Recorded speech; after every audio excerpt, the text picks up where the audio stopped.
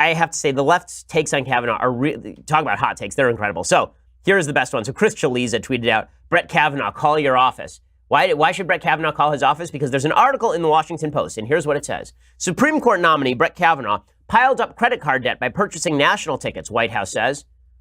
Ooh.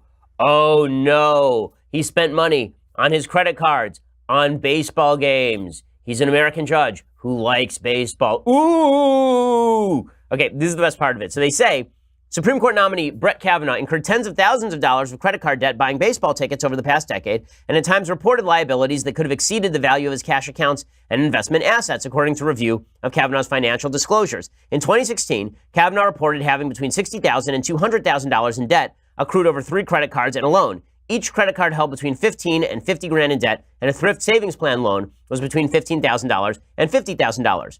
Now, here's the important part. This is buried in paragraph 1, 2, 3, 4 of the article. Okay, the credit card debts and loan were either paid off or fell below the reporting requirements in 2017, according to the filings, which do not require details on the nature or source of such payments.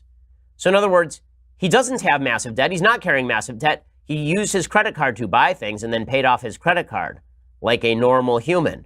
But this apparently is enough for Brett Kavanaugh to be forced to call his office. I love this. Raj Shah over at the White House, he told the Washington Post that Kavanaugh's friends reimbursed him for their share of the baseball tickets and that the judge has stopped purchasing the season tickets. So why did he rack up all those baseball debts? Because he bought season tickets for a bunch of people on his credit card and then they reimbursed him. Really, that's it. I do this with my father all the time. Like my dad and I are going to a ball game pretty soon. We were sitting there and he's like, should I buy tickets? I was like, yeah, and I'll reimburse you later. Because this is what you do with people who you're friends with.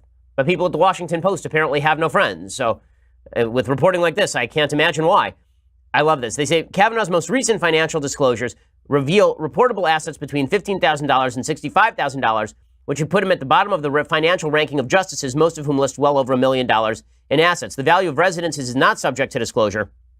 Shah adds that Kavanaugh has a government retirement account worth nearly $500,000 that was also not required to be disclosed. Shah says at this time the Kavanaughs have no debt beyond their home mortgage. Ooh, he can't sit on the Supreme Court. Dude went to Nationals games. He cannot sit on the Supreme Court, clearly.